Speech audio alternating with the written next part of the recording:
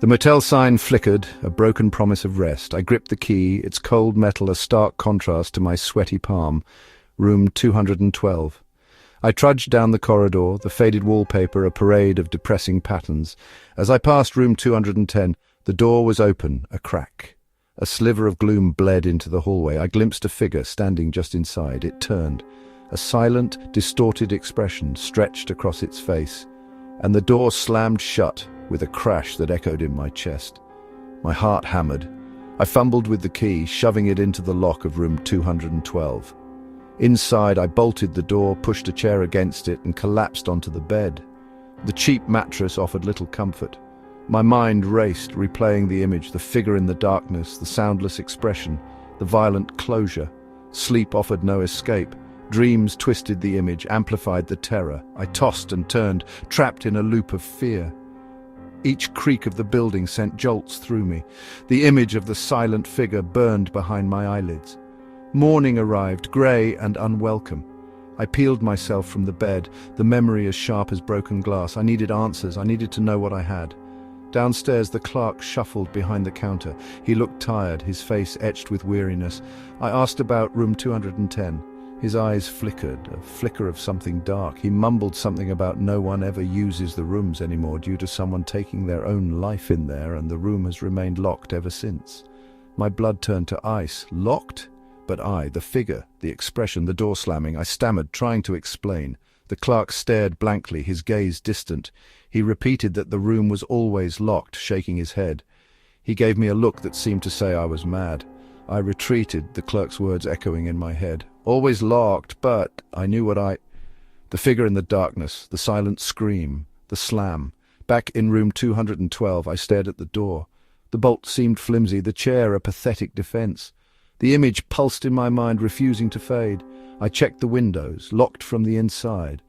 I sat on the edge of the bed, every nerve screaming.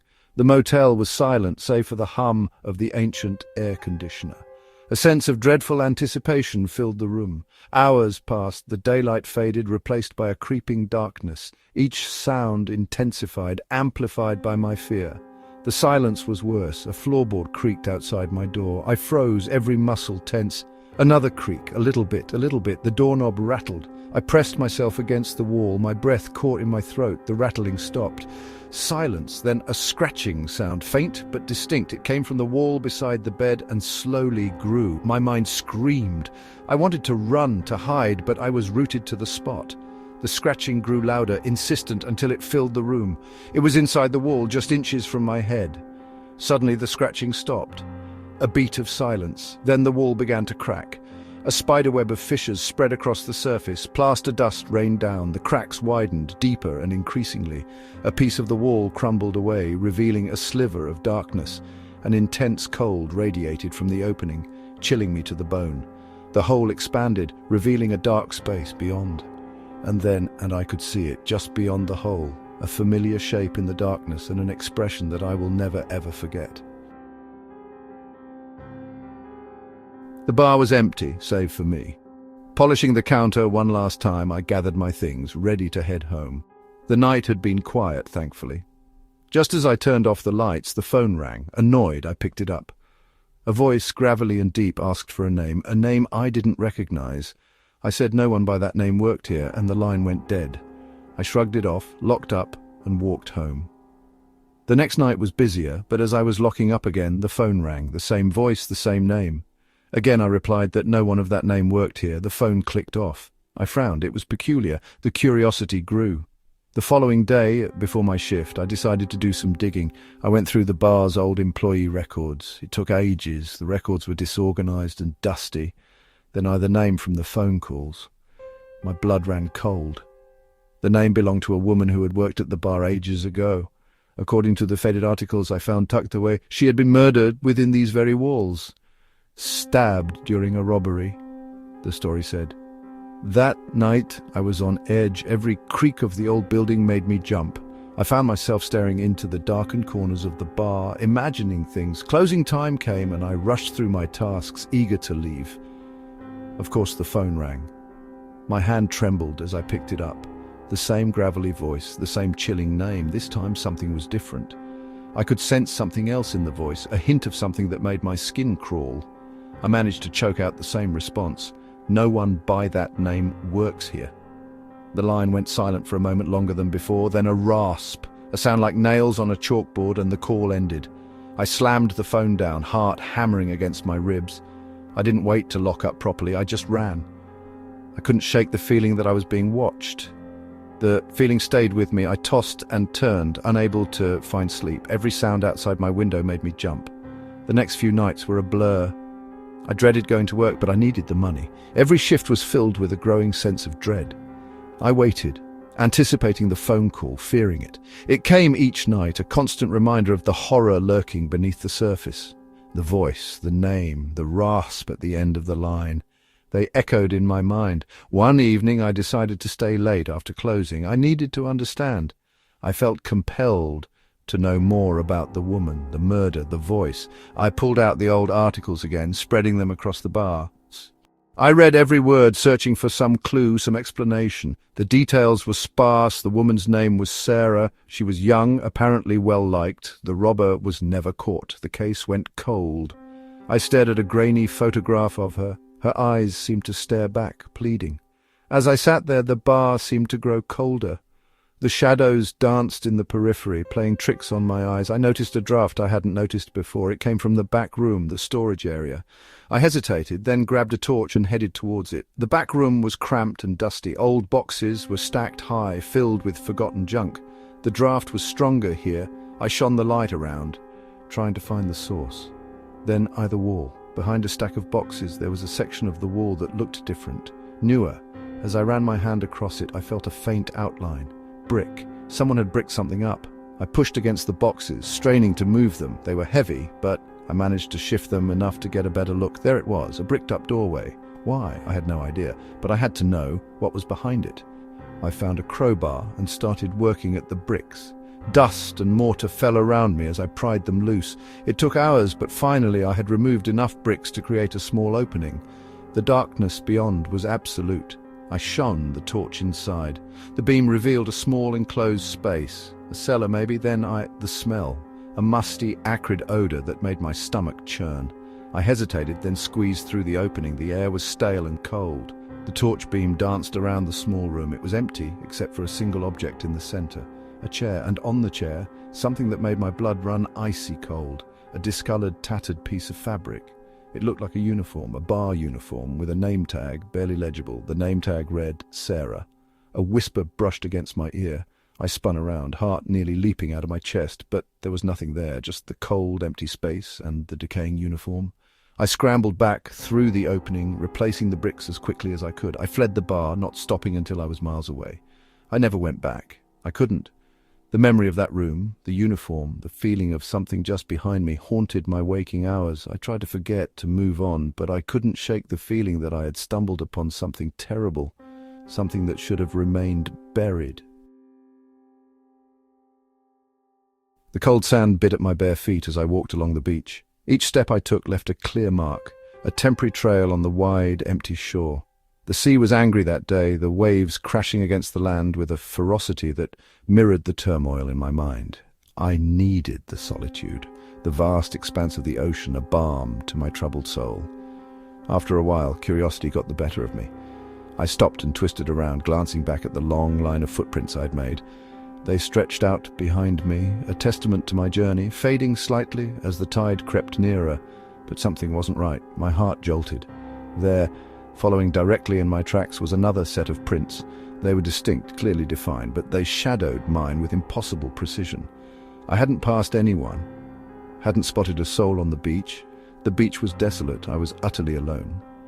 A strange feeling washed over me, cold and sharp. I held my breath, my gaze fixed on the duplicate prints. Had someone been following me without my knowledge? It seemed impossible. I would have known, surely. I stayed still, my muscles tense, my eyes glued to the eerie imitation of my path. I wanted to see if they, too, would halt. Seconds stretched into an age as the sea roared. The prints behind continued. Panic surged. I stared, transfixed, as the second set of footprints marched on, each one mirroring mine perfectly. It was as if an invisible entity was mimicking my every step. My breath hitched in my chest, a knot forming in my stomach. I took a step forward, my senses screaming. The prints behind kept pace. Another step. The same, whatever was creating them, was inexorably linked to me, mirroring my every move with chilling accuracy. I began to walk faster, a desperate attempt to break free from this nightmare. The prints behind quickened, never faltering, never deviating. I broke into a run, my heart hammering against my ribs. The pursuing prints became a blur, matching my frantic pace. Terror lent me speed. I ran blindly, my lungs burning, the cold wind whipping at my face. I risked another glance over my shoulder. The duplicate prints remained, relentlessly pursuing, an inescapable echo of my every stride. The beach seemed to stretch out forever, the grains of sand becoming indistinguishable. There was no escape, nowhere to hide. I was trapped in this horrifying dance, bound to an unseen pursuer. I ran until my legs ached, until my lungs screamed for air. Finally, exhaustion took over. I stumbled, falling to my knees on the hard, wet sand. I turned, my body shaking, to face the horror that pursued me. The prints were still there, getting ever so relentlessly duplicating my kneeling form. I pushed myself up, my movements clumsy and desperate. Scrabbling to my feet, I lurched towards the water's edge, hoping to lose myself in the waves. I took another step, and the prints behind kept coming. I plunged into the icy water, not caring about the cold, not caring about anything but escaping the relentless pursuit. The waves crashed over me, pulling at my clothes, dragging me deeper into the ocean. I floundered, gasping for air, my eyes fixed on the shore. The prints continued to the water's edge. They did not stop, they continued into the water. I turned and swam frantically, trying to put as much distance as possible between myself and the shore. The waves buffeted me, making it hard to see, to breathe, but I didn't dare stop. Didn't dare look back. When I could swim no further, I trod water, my body numb with cold and fear. I risked a glance back at the beach. It was distant, blurry, the outline of the shore lost in the gathering gloom. But even from this distance, I could make them out. Two sets of prints leading into the ocean, getting, ever so. Then I noticed as the dark waters swirled around me, the prints were now in front of me. I'm not alone. The door to my dorm creaked open, revealing a space frozen in an unsettling quiet. I'd been gone for the weekend, a quick escape to my parents' place. Now, back in the stale air of student housing, something was deeply amiss. My gaze landed on my roommate's side of the room. It was perfect. Too perfect. The bed was made with hospital corners, not a crease in sight. His desk was bare, polished to a shine that reflected the weak afternoon light. All his belongings, clothes, books, posters, vanished. It was as if that half of the room had been wiped clean. A chill crept up my spine. He was always a bit untidy. This sterile scene was completely out of character. I stepped out into the hallway, hoping to find anyone. The corridor stood vacant. I tried the room next door. Knocked. Nothing. The common room down the hall was the same, empty, silent. Back in my room, I decided to check with the front desk. The student on duty gave me a vacant smile. I described my roommate, his quirky habits, the stupid jokes we shared. The student just stared back, blank. There was no record of him ever living here, no record of him ever attending the university. Panic bubbled. I pulled out my phone, scrolled to our photos. There we were at a football game, crammed into a photo booth, pulling silly faces during a late-night study session. Except he wasn't there. In every single picture, my face was next to empty space, the background subtly altered to fill the void where he should have been. It was like he had been erased, not just from the room, but from reality. My fingers trembled as I opened my contacts. His number was still there. I pressed call. The line rang and rang. Eventually, a cold, automated voice informed that the number was no longer in service. I sank onto my bed, the clean, crisp sheets taunting me with their unnatural order. This wasn't right. None of this was right. Days passed in a blur of growing fear. I tried to find anyone who remembered him. Professors, students from our shared classes, even people we'd met in town. Each encounter ended the same. Blank stares, polite smiles, masking confusion. He had never existed. I spent hours staring at the altered photos on my phone, searching for some glitch, some sign that it was all a trick. There was nothing. The alterations were seamless, perfect. One evening I found myself staring at his side of the room. The unnerving cleanliness, the emptiness, the utter lack of any trace that someone had once lived there. A floorboard previously concealed by the bed was exposed. The wood was older, darker, and slightly out of place. I reached out and ran my fingers over the floorboard and noticed it was loose. I lifted it up. Beneath the floorboard was a single envelope. The paper was old, yellowed. I hesitated before ripping open the seal. Inside was a photograph. I gasped. In the photo was a picture of my roommate's side of the room, but this room in the photo looked like a dungeon or a jail cell. My roommate was on the floor in the photo and reaching his hand out toward the camera as if he was trying to escape. The photo in the picture was dated from September 1953. The padlock gleamed, reflecting the weak light of the storage unit hallway. Unit 21B, mine. Across from me, 22B remained stubbornly locked, its metal door cold and silent. Dust coated the latch where a key should have been. Never anyone about, just the locked door. Weeks slid by. Each visit to my unit brought a glance at 22B. Still locked, still empty as far as I knew. Then came the tapping. Late one night, wrestling with an old armchair I wanted to store, I paused. A tapping sound, not outside, but muffled, coming from beyond the metal wall of 22B. I stood still, listening. Tap, tap, tap. A steady, measured beat, like knuckles on wood. I dismissed it. Pipes, maybe. The building settling. I went back to the armchair. The tapping continued. It grew. Not in volume necessarily, but in intensity. More insistent, less like tapping, more like knocking. Then banging, fists against metal, a desperate, frantic assault on the door. I froze. This wasn't pipes. This wasn't settling. Something was inside 22B, something desperate.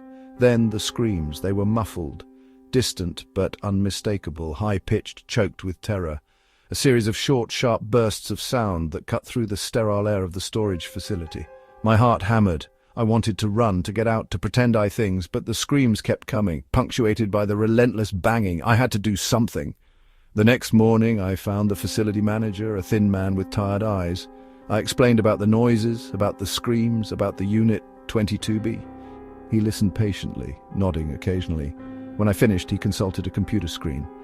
22B? He frowned. That unit's been abandoned for years. No active rental agreement. We've been meaning to clear it out. But noises, I insisted. Screaming, banging. He sighed. Look, people dump things here, forget about them. Sometimes squatters get in. I'll have someone check it out. Relief flooded me. Someone would investigate. The screaming would stop. That evening, I returned to my unit. The padlock on 22B remained in place, untouched, unchanged. I worked for an hour sorting through boxes. The facility was quiet. Too quiet. Then came the scratching, a faint, persistent sound. Like fingernails dragging across metal, it emanated from 22B. I held my breath, listening. The scratching intensified. It became more frantic, more desperate. A sustained, grating sound that set my teeth on edge, then a scraping. Something heavy being dragged across the floor inside the unit, a long, drawn-out screech that echoed in the confined space. I backed away from my unit, my skin crawling. I edged towards the exit, my eyes fixed on the door of 22B. The scraping stopped. Silence descended, a profound, absolute silence that felt heavier than any noise. I stood there, paralyzed, waiting. Then a new sound, a shuffling, a dragging, scraping shuffle getting nearer to the door. I could picture it. Something inside, inching closer, something unseen, unheard until recently, now just the other side of the metal. I turned and ran. I didn't stop until I was outside, gasping for fresh. The image of that locked door, the sounds coming from within, were seared into my mind. I never went back to my storage unit. I left everything, the armchair, the boxes, everything. Weeks later, I drove past the facility. I couldn't help myself. I needed to know. The facility looked the same, ordinary, unassuming. I pulled into the car park and stared at the entrance. I wanted to go inside, to ask about 22B, to demand answers, but I couldn't. I drove away. The image of that metal door burned into my mind. I still the scratching, the scraping, the shuffling, and I still wonder what was inside. What waited, what remains, locked away. I keep thinking I can the screams. They get louder every night, and I wonder with a growing sense of dread when it will get out. Dust rose around my boots as I walked further down the dirt track. Trees pressed close on either side, their branches tangled overhead, blocking out what little light remained of the day. The path twisted and turned, each bend looking just like the last. I had been walking for what felt like hours since I made the turn off the main road, convinced it was a shortcut. It was not. Now, deep within the woods, I realized I was properly lost. The air grew colder as dusk deepened into night. A breeze rustled the leaves above, sounding like whispers in the gloom. I quickened my pace, hoping to find some sign of civilization, any light or sound to guide me. The track continued to wind onwards, seemingly endless. Just as a prickle of true alarm began to grow, a shape appeared ahead through the trees. It was a house, lone and dark against the fading sky. It sat at the very end of the dirt track. Relief washed over me, so strong it was almost dizzying. A house meant people, help, a way back to somewhere familiar. Pushing aside branches, I hurried towards it. The house was still and silent. No lights shone from its windows, which were dark rectangles in the gloom of the building's facade. It looked deserted, forgotten, but the sight of any structure after so long alone in the woods was too welcome to ignore. I approached cautiously, my boots crunching on loose stones in the yard. The front door was plain wood, aged and weathered. Hesitantly, I reached out and tried the handle. It turned easily beneath my fingers. A click echoed in the silence as the latch gave way. The door was not locked. Surprise mixed with a strange sense of unease. Why would a house in such a remote place be left unlocked? Pushing the door inwards, it opened with a groan of old hinges. Darkness yawned within, no light spilled out, no sound emerged. Just a deep, still darkness that seemed to press outwards. I hesitated on the threshold, peering into the black void of the house. Despite the unsettling stillness, the need for shelter and direction outweighed my apprehension. Taking a breath, I stepped inside. The air inside was different, dusty and still. It filled my nostrils with a stale scent. I could almost taste it, a dry, acrid flavor on my tongue. Shapes loomed in the dimness, barely visible outlines of furniture draped in white sheets. They looked like ghosts gathered in the gloom, silent witnesses to some unknown event. The silence was absolute, deeper than any silence I had ever known. It was not just the absence of sound, but a living presence in itself, filling the house, pressing against my ears. I stood just inside the doorway, letting my eyes adjust, trying to make sense of the veiled shapes around me. The dust motes danced faintly in the dim light, filtering from outside. A sense of disquiet began to grow, coiling in my stomach. The stillness, the dust, the shrouded furniture, the unlocked door. It all spoke of abandonment, of something not quite right. A primal instinct urged me to turn back, to leave this place and return to the woods, dark as they were. At least they were known. But the thought of being lost in the woods in complete darkness was less appealing than the unknown within the house. Perhaps there was a light switch somewhere, or another door leading to the back where someone might be. Taking another breath, I decided to explore further, just for a moment, just to see if there was anyone here.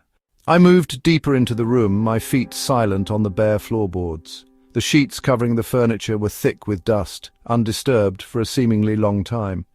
I moved around a draped shape which I assumed was a sofa, then another that might have been a table. Everything was still, shrouded, waiting. Reaching the far side of the room, I turned to go back to the front door, to leave and reconsider my options. But when I looked, the doorway was gone. Where the door had been was now a solid wall. Plain, undecorated, simply wall. The space where I had entered, the opening I'd walked through, was no longer there. Panic seized me. My heart lurched in my chest, suddenly hammering against my ribs. I blinked, staring at the wall, trying to make sense of it. It was impossible. The door had been there. I had walked through it. I had felt the handle in my hand, heard the click of the latch. Now, there was only wall. I stepped forward, reaching out to touch the wall. It was cold and solid beneath my fingers, smooth plaster, just like the other walls of the room. There was no seam, no outline of where a door could have been, no trace of hinges or a frame, just a continuous, unbroken wall. Turning around, I looked back at the rest of the room. The shrouded furniture, the dust motes dancing in the dim light, the oppressive silence. Everything was as it had been, except now I was trapped. The house had closed in, sealing me inside. A cold dread began to spread through me, chilling me to the bone. This was not right. Houses did not change like this. Doors did not vanish. This was something else, something beyond understanding, something terrifying. Desperate, I began to move around the room, pushing aside the draped furniture, searching for another exit, a window, anything. Each draped shape revealed more dust, more stillness, more silence. There were windows, yes, but they were all boarded shut from the outside, thick wooden planks nailed firmly across each frame. No escape there. I moved from room to room, exploring the ground floor of the house. Each room was the same: shrouded furniture, dust, silence, boarded windows, and no doors except the ones that led to other rooms within the house. There was no back door, no side door, no other way out. The house was a sealed box, and I was inside it, upstairs. There had to be a way out upstairs, a window that wasn't boarded, a balcony, something. I found the stairs in a hallway, narrow and steep, rising into the darkness above. Taking a deep breath, I started to climb, the old wood groaning softly under my feet. The upstairs was the same as downstairs. More rooms, more shrouded furniture, more dust, more silence. And boarded windows. Every window on every floor was sealed, locked, making the house a prison. I checked every room, every corner, my hope dwindling with each fruitless search. There was no escape. Returning to the front room, the place where the door had been and was now a wall, I stood staring at the plaster. It was just a wall, solid, indifferent, final. The silence of the house pressed in on me, a physical entity now, suffocating, threatening. The light outside faded completely, plunging the house into total darkness. I was alone, trapped in a silent, sealed house in the middle of nowhere. And the wall remained, a cold, hard testament to the impossibility of escape. I woke up in a small, dim room. The pale light struggled through the thin curtains. I blinked, trying to clear the fog in my mind. Nothing came. My name was just a whisper, lost in the dark corners of my memory. I pushed myself up from the bed, my heart racing. With shaky hands, I reached for my phone on the bedside table. I thought it might help me remember something. The screen was bright, but displayed nothing of comfort, just the time and date. I opened my contacts, but all the names seemed like shadows, their faces dim and elusive. I clicked on my ID app, only to find a stark, blank page staring back at me. A wave of panic washed over me. I dressed quickly, the fabric scratching against my skin as I pulled on my shirt. I needed answers. I needed to know who I was. My feet moved faster than my mind as I stumbled out of the room and stepped into the hallway. It felt eerily quiet. The wallpaper was peeling, revealing grey plaster behind it, and a faint smell of mildew hung thick in the air. I reached the office where my colleagues sat at their desks, typing away. They looked up as I entered, their expressions shifting to ones of concern and confusion. I could see their lips move, but all sound faded into a distant hum. My greeting fell silent in the air between us. One of them glanced away, back to their screen, while another forced a smile that didn't reach their eyes. I walked over, struggling to recall my name, desperate to connect with them. I tried to ask questions, but the words slipped from my mind like water through my fingers. I searched their faces for signs of recognition, but they only returned my lost look with blank stares. Disheartened, I retreated to my desk. I flicked on my computer, the familiar hum offering a sense of hope. I opened my email, feeling frantic. The inbox was rife with messages, but as I scrolled, something felt off. It was as if everyone else's names were scribbled bright and clear, while mine was a fading whisper, blank and untraceable. I opened an old document, something I thought might spark a memory. The cursor blinked on the page, but every time I searched for my name, it was gone. I tried further back, wading through old reports and projects. Still nothing. It was as though I never existed. Was I a ghost wandering through someone else's life?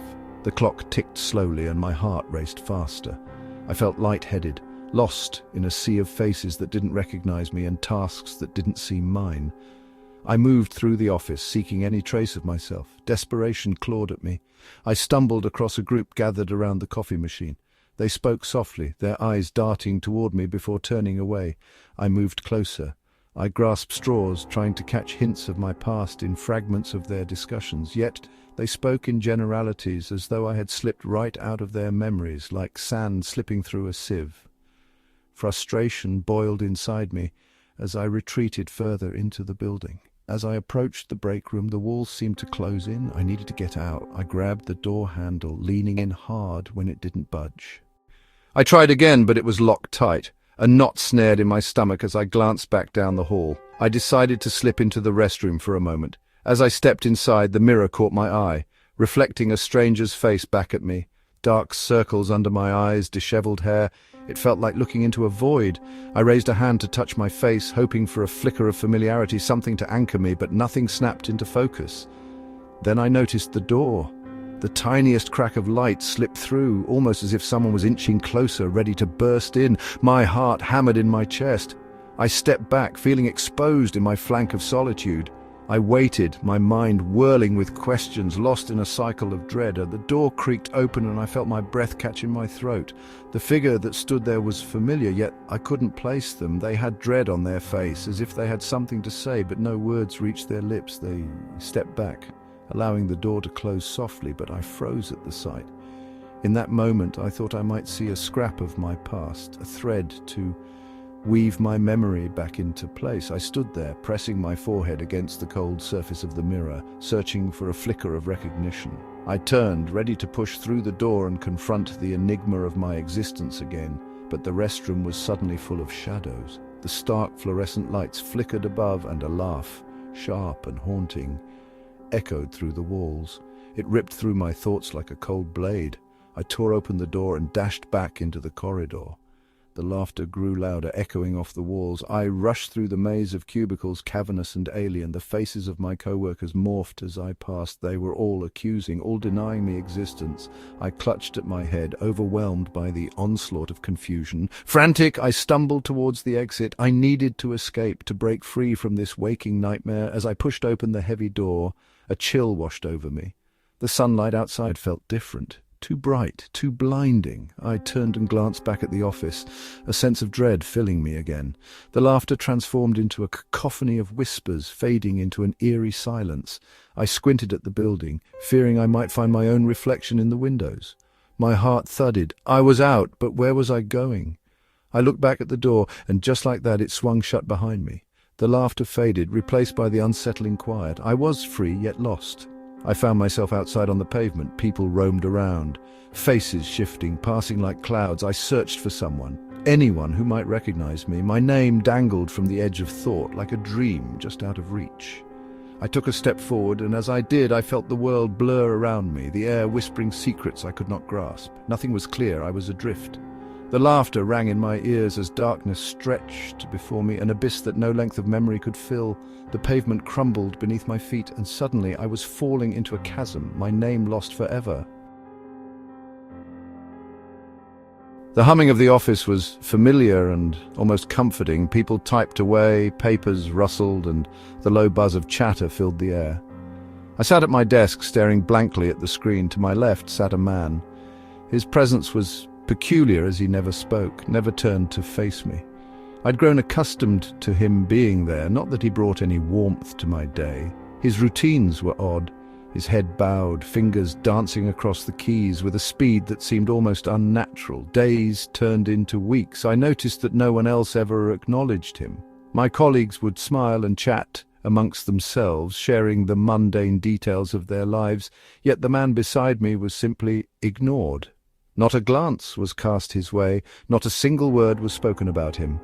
My curiosity grew, nagging at me like a persistent itch. One day I decided to seek clarity. I approached my supervisor, a woman with sharp eyes and a precise manner. When I mentioned my deskmate, her face twisted into a frown. She looked at me as if I had spoken a foreign language. "No one has sat at that desk in years," she said, her tone clipped. The words hung heavily between us. Confusion gripped me. I looked back towards the empty desk beside me. The next day I arrived to silence. I felt an unsettling chill as I approached my workspace. The desk was gone, along with the man who once occupied it. My heart raced in my chest. A creeping dread multiplied with each empty inch of the floor where the desk had stood.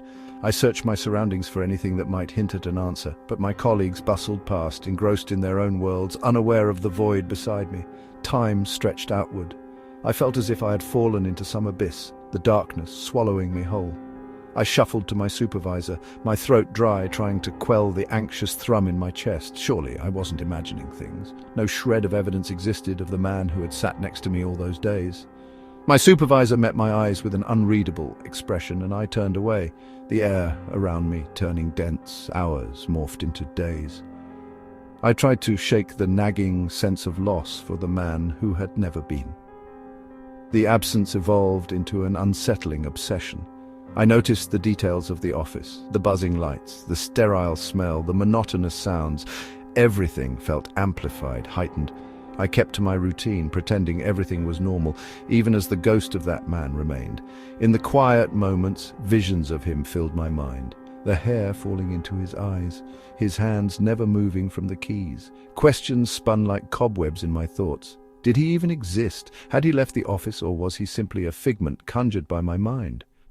Weeks later, I was working late when a faint noise broke through the stillness, a soft tapping. I dismissed it at first, thinking it was merely the sound of my imagination, but it persisted, a haunting echo that crept closer to the edge of my sanity. I rose from my desk, heart thudding, and followed the sound.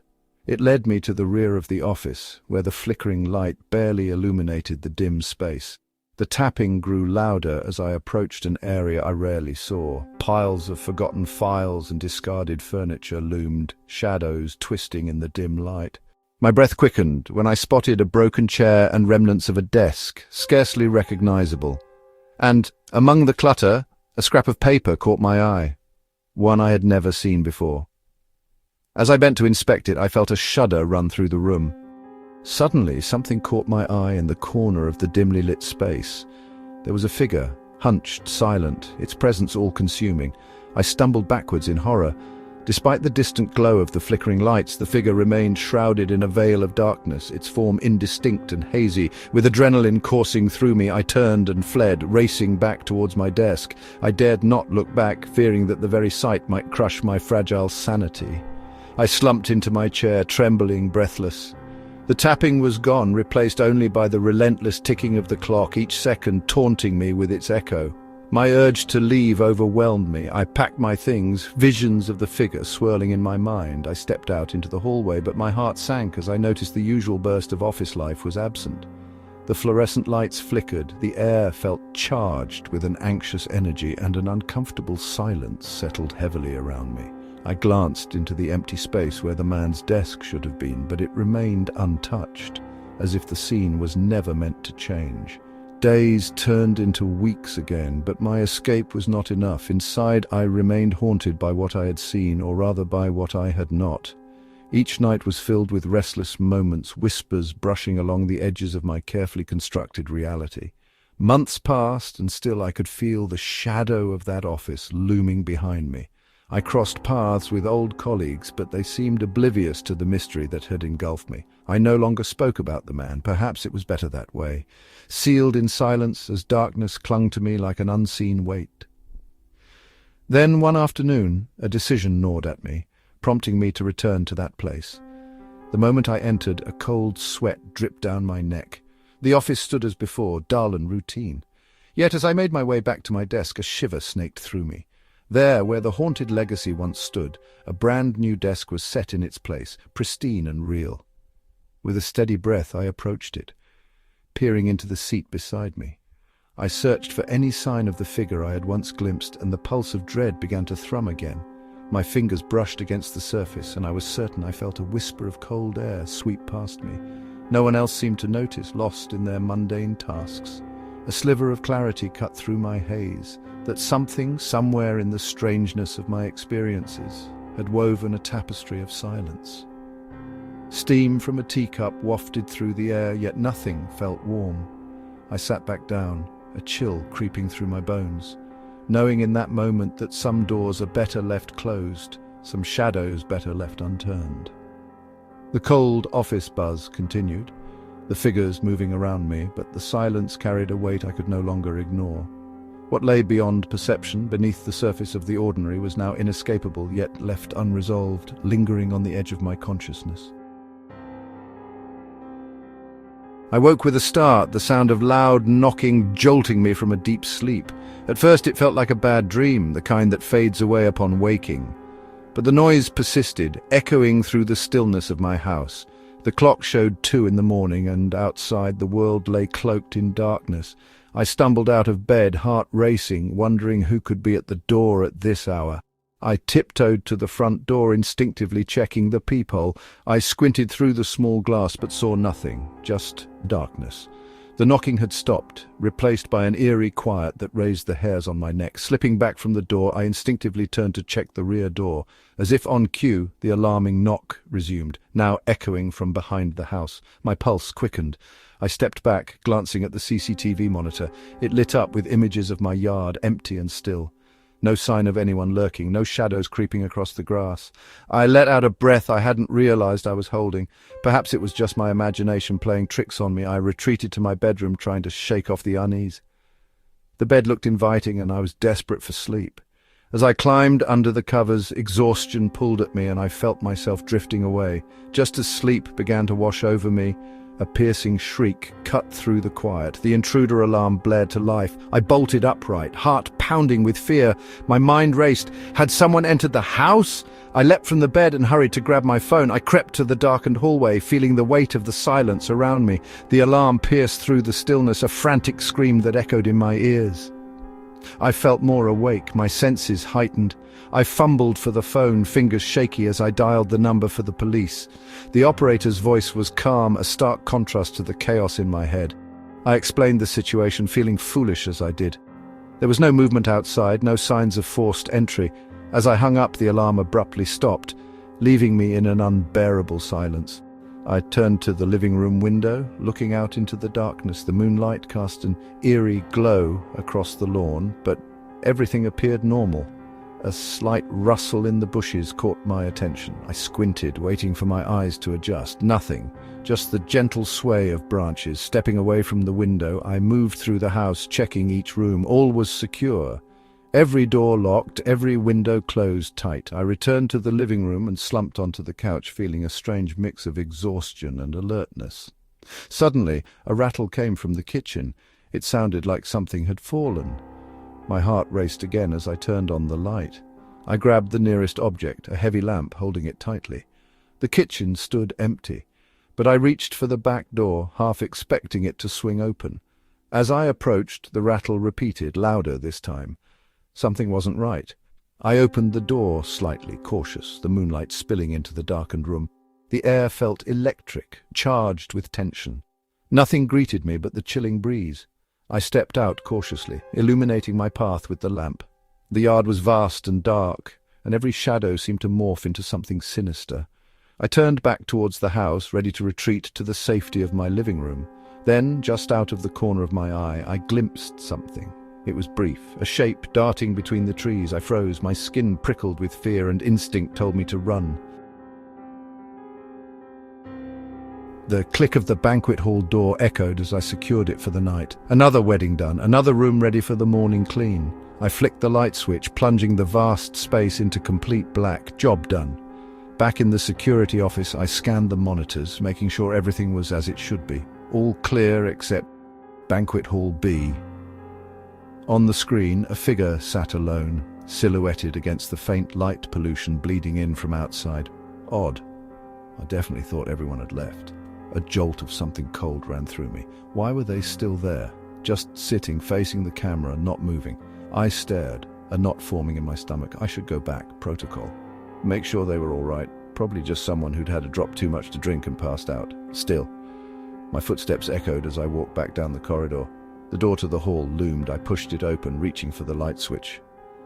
The hall was empty. My breath caught. I scanned the tables, the dance floor, the space where the band had been. Nothing. I moved further into the room, my gaze fixed on the table in front of the camera. The chair? It was slightly out of place, as if someone had just stood up from it. The silence was absolute. I backed away, a feeling crawling over my skin. I fumbled for the light switch, flooding the room with bright, sterile light. Empty. I locked the door again, my hand shaking. Back in the security office, the monitor showed the hall, still dark, still empty, except... Was the chair pulled out further than before? I stared at the screen, my heart pounding. The image swam before my eyes. I blinked, then blinked again. On the screen, something had changed. Something was different. I couldn't place it. I kept staring.